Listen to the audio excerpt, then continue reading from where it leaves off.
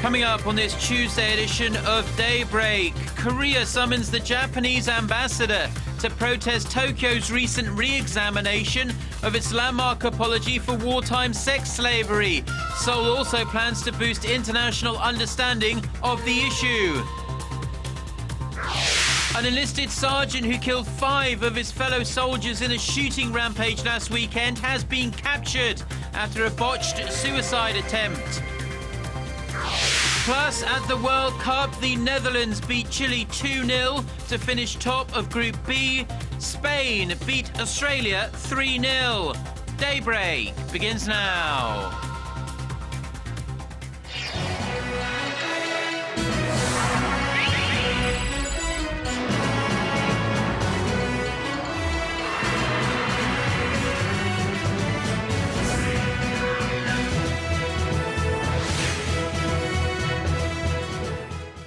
Hello and thanks for joining us. To our viewers around the world, it's 6 a.m. on Tuesday, June 24th here in Seoul. I'm Mark Broom and you're tuned in to Daybreak.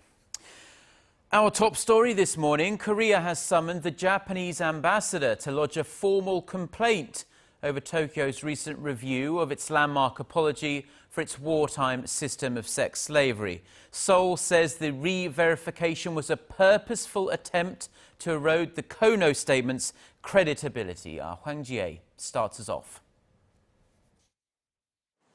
With the relationship between Korea and Japan growing increasingly frosty over historical issues, Seoul summoned the Japanese ambassador on Monday. It came in response to Tokyo's announcement last week of its re-examination into the Koro statement. Cho Tae-yong, Korea's vice foreign minister, told Japanese envoy Koro Bessho it's a historical fact that women were forced into sexual slavery by the Japanese military during World War II, and the whole world recognizes it. The more the Abe administration attempts to dismiss the Koro statement, the more its credibility and international reputation will suffer. Japan will have to know that for sure. The Abe government, while upholding the statement, claimed that Seoul was in close consultation with Japan when the statement was being drawn up. The Koro statement was issued back in 1993 by then-Chief Cabinet Secretary Yohei Kono. It acknowledged for the first time the forced sexual enslavement of some 200,000 women. In addition to calling in the Japanese ambassador to complain about the move out of Tokyo, the Korean government plans to register historical records regarding the so-called comfort women with UNESCO and bring up the issue during United Nations meetings. Korea's foreign ministry is known to have tentatively concluded that the Japanese review was trying to diminish the testimonies of sexual slavery victims and the apologetic tone of the Koro statement.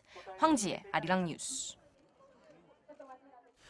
And staying with that story, the Korean government says it will publish a special report as part of its push to raise international awareness of this sex slavery issue in light of Japan's re-examination of this landmark Koro statement apology. Officials said on Monday that Seoul will publish a white paper on the forced sexual enslavement of some 200,000 women by the Japanese military during World War II. The Korean government wants Japan to acknowledge and take responsibility for its past wrongdoings. Seoul also wants to raise the international community's understanding of the sex slavery issue. Like that report just mentioned, issued back in 1993 by then Cabinet Secretary Yohei Kono, the so-called Koro statement is Japan's acknowledgement of its military's involvement in wartime sexual slavery. Now back here in South Korea, and an enlisted sergeant who killed 5 of his fellow soldiers, wounded several others in a shooting spree last weekend, has been captured by authorities after a botched suicide attempt. Our Kim Ji-yeon has this report. The standoff between the fugitive soldier identified by his surname Im and authorities came to an end on Monday afternoon after 42 hours with an attempted suicide. Authorities say the 22-year-old shot himself in the side with a K2 rifle and has been transported from a military hospital to a private hospital for treatment. The military collected the K2 rifle and ammunition from the fugitive soldier, who is expected to be referred to the Military Investigative Authority so they can determine a motive and cause for the attack. Im was on the list of soldiers that needed special attention as he struggled adapting to military life. He was deemed unfit for frontline service in a personality test last year, although he retook the test months later and passed. Im killed 5 of his comrades and injured at least 7 others in a grenade and gun attack on Saturday. He later fled to an area some 10 kilometers from the military base, where he opened fire on troops before being cornered by the military. The attack is the latest in a series carried out by Korean soldiers. 8 were killed back in 2005 after a soldier went rogue at his military base, and a similar incident on Gangwon Island in 2011 left 4 dead. Kim Ji-yeon, Arirang News. Now, parts of the original video footage that captured the final moments of the Seoul ferry sinking have been erased. The Incheon District Court, which is handling the case, says it received 85 minutes of video footage shot from Coast Guard helicopters, which you can see there, and a patrol boat, but segments were missing. The Coast Guard says certain parts were erased due to memory overload. The victims' families called on the Coast Guard to answer for its lax management of the footage. They are demanding to know why the Coast Guard did not keep the evidence so crucial for finding the truth about one of the nation's worst maritime disasters. Now, the troubled US Homeland Missile Defense System, heavily criticized for its unreliability, has finally carried out a successful test. The system, deployed 10 years ago under former US President George W. Bush, is supposed to counter long-range missile threat posed by North Korea. Our Shin Se-min has this report. The U.S. missile defense system on Sunday struck down a simulated enemy missile over the Pacific in the first successful intercept test of the program since 2008. This will help validate the troubled Boeing-run ground-based mid-course defense system, which provides the sole U.S. defense against long-range ballistic missiles. Missile Defense Agency Director Vice Admiral James Saring called it a very important step in Washington's continuing efforts to improve and increase the reliability of the defense system. The Pentagon also said all components involved in the test performed as planned, and the officials will be assessing the performance of the system with the data collected from the test. The system had failed to hit dummy missiles in previous tests since the Bush administration deployed the system in 2004 to counter the threat posed by North Korea.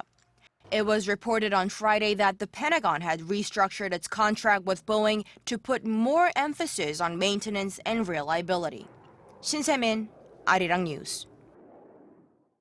Now, the International Criminal Court has refused to open a probe into whether North Korea should face war crime charges for attacking the South. The court's chief prosecutor said on Monday that there was no reasonable basis to initiate an investigation into 2 deadly incidents in 2010, an artillery attack on Yeongpyeong-do Island and the sinking of the South Korean warship Cheonan, which together killed nearly 50 South Koreans. Both Seoul and an international inquiry blamed the sinking of the Cheonan warship on a torpedo fired by the North.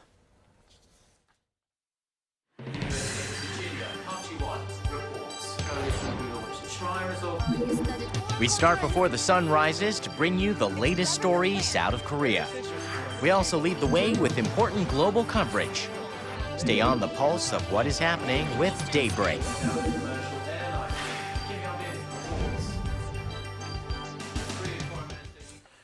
Now, innovation is the key word in Korea these days, and the country's largest electronics company is staying true to that spirit. Thomson Reuters, in its State of Innovation report, said that Samsung Electronics had the most patent requests last year in the mobile phone, smart media and semiconductor categories.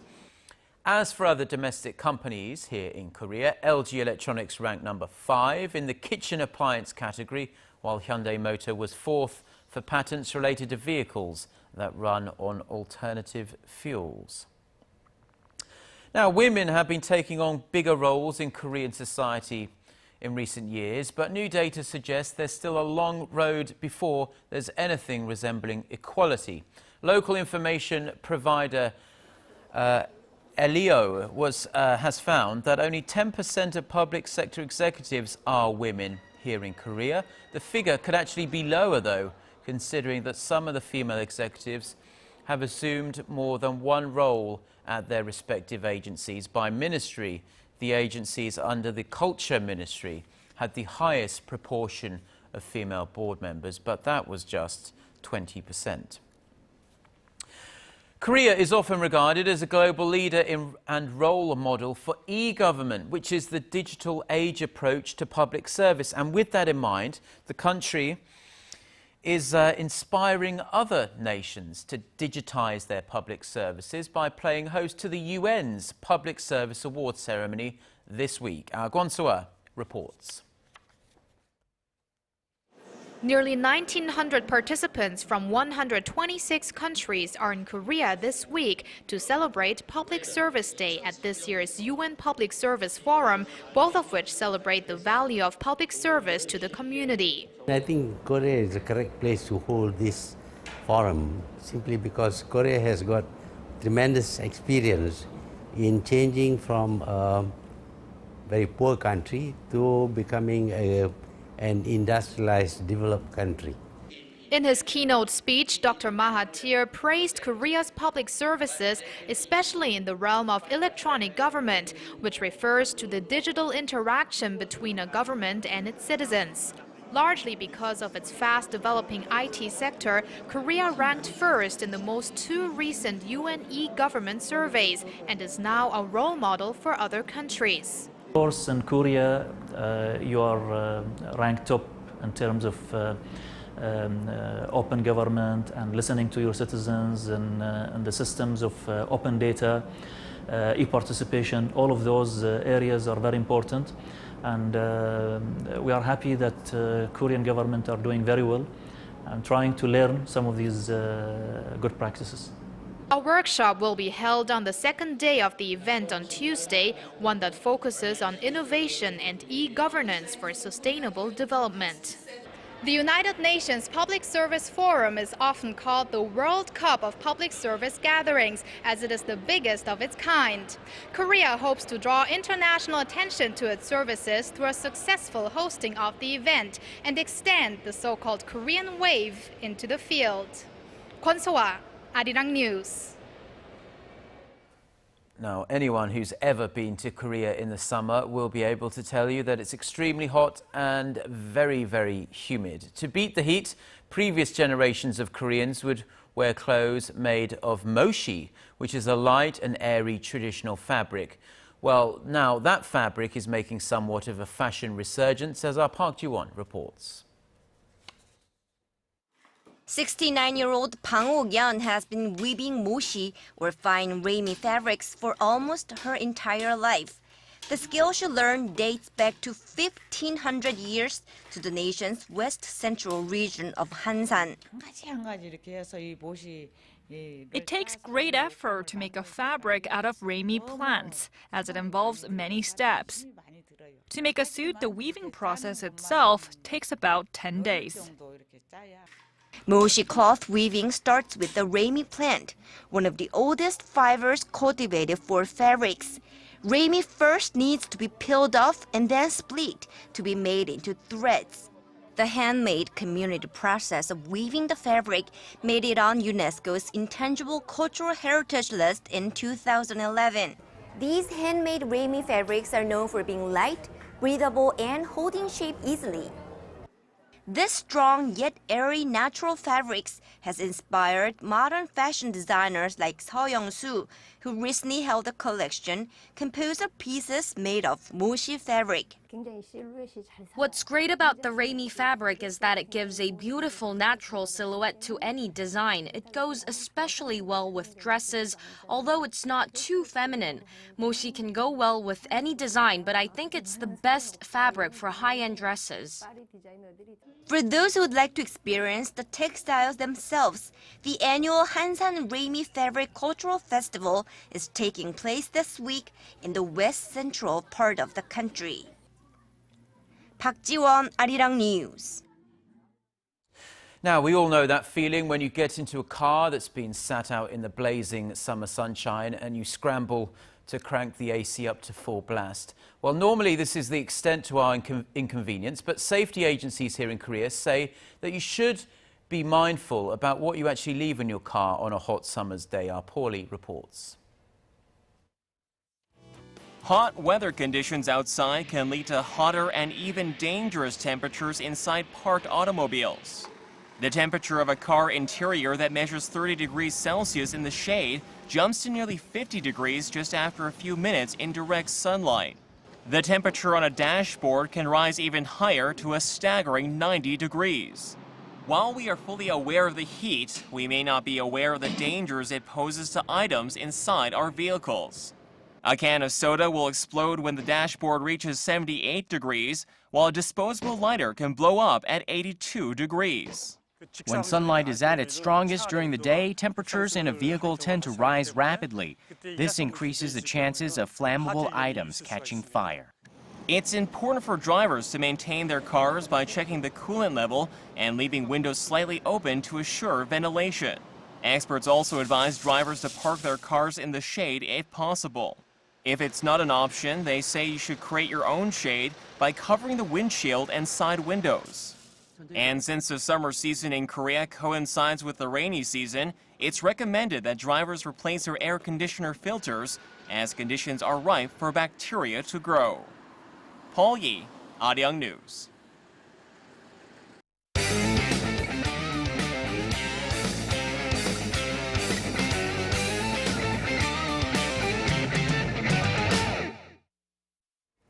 And a good Tuesday morning to you all as we continue on with our 2014 Brazil World Cup coverage. Now, of course, starting today, there were 4 matches that took place, including the 2 undefeated teams in Group B, the Netherlands and Chile. Let's take a look at the highlights.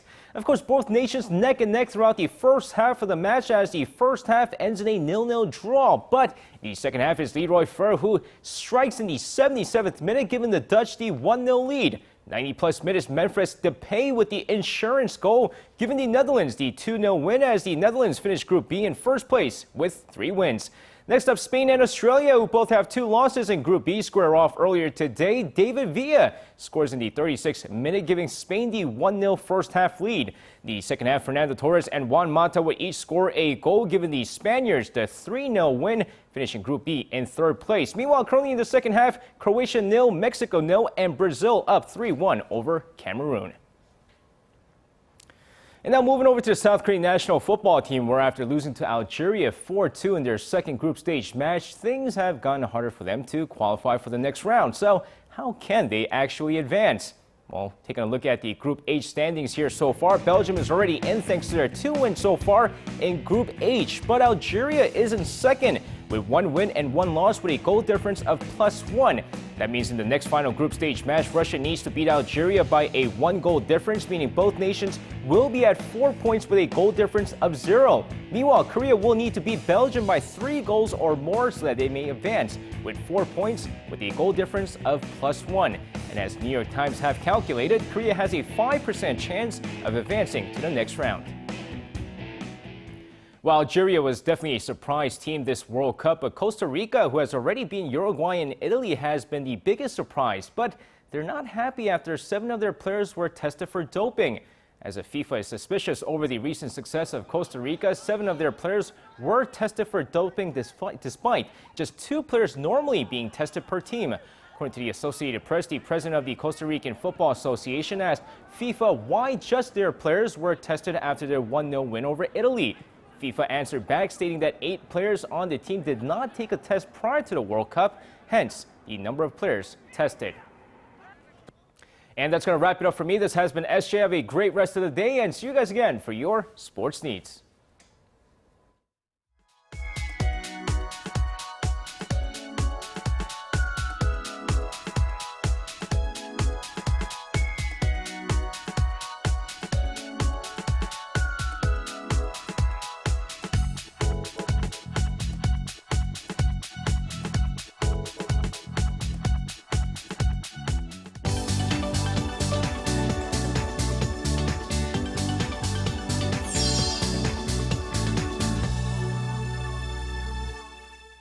Time now for a look through the international headlines we're following on this Tuesday morning. For that, we turn to our Eunice Kim, standing by at the News Center. Good morning, Eunice. Good morning to you, Mark. U.S. Secretary of State John Kerry is in Iraq and pledged intense and sustained support if its leaders took needed steps to bring together the nation being ripped apart by ISIL militants. Meeting with Iraqi Prime Minister Nouri al-Maliki as well as key Shia and Sunni figures, Kerry underlined that the future of Iraq depends on decisions made in the next days and weeks and urged them to stand united against ISIL. He said Prime Minister Maliki reaffirmed to him his commitment to form a new government by July 1st. This as insurgents continue to capture. They have captured all of the border crossings to Syria and Jordan, and a key airport in the northern town of Tal Afar is said to have fallen to fighters who want to create their own Islamic caliphate. Also in Iraq, the Daily Mail reports the judge that sentenced former leader Saddam Hussein to death was captured and killed by ISIL militants early last week as retribution. The Iraqi government has yet to confirm that report. 3 Al Jazeera journalists who had been on trial for allegedly supporting the now-banned Muslim Brotherhood in Egypt have been given jail terms of several years, sparking an international outcry.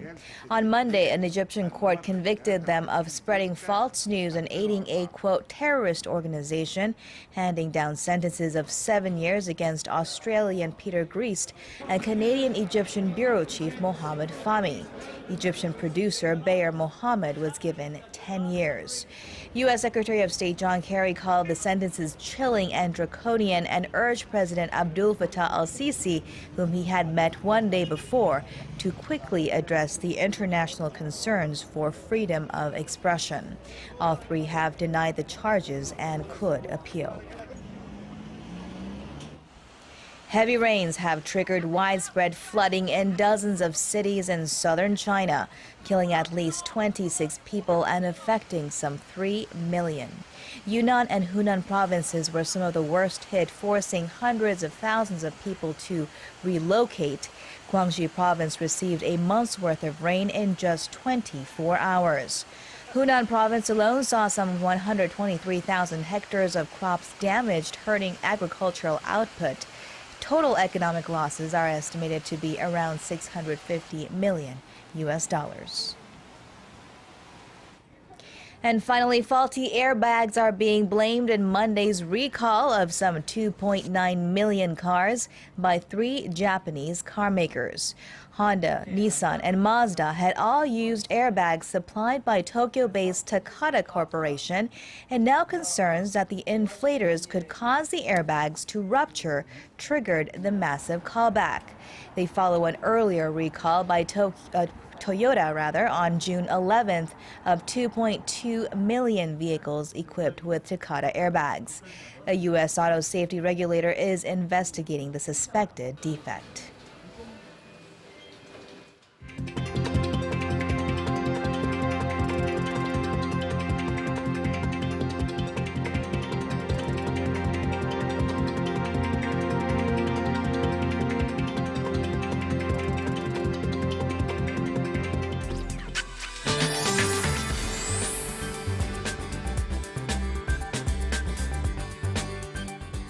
Good morning, I'm Lee Ji-hye with your weather update. Heavy rain advisory was issued in some areas in Seoul yesterday, and clouds and drizzle this morning will eventually give way to some sun finally by this afternoon, and we should have a dry weather, but scattered showers can be seen in some areas of Gangwon-do during the day, and hot and humid days on tap for the rest of the country, temperatures nearing 30 degrees Celsius. You know, it's been raining frequently lately, but it's not a monsoon rain. Well, the monsoon season has started down on Jeju, but for the upper regions, it won't begin until the first week of July. So more rain is definitely ahead of us. With that in mind, let's take a closer look at the readings for today.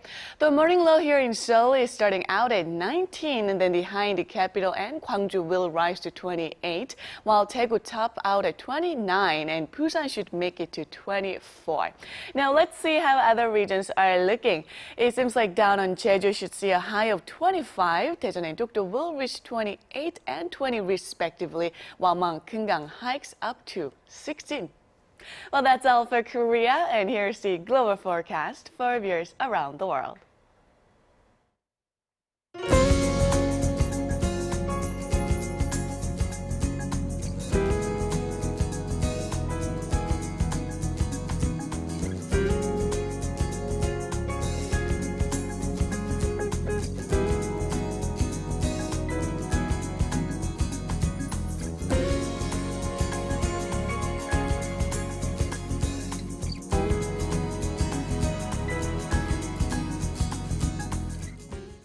And those are the stories we have for you on this Tuesday morning. Korea Today is coming up in about 30 minutes' time, and we'll all be back at the same time tomorrow. Until then, goodbye.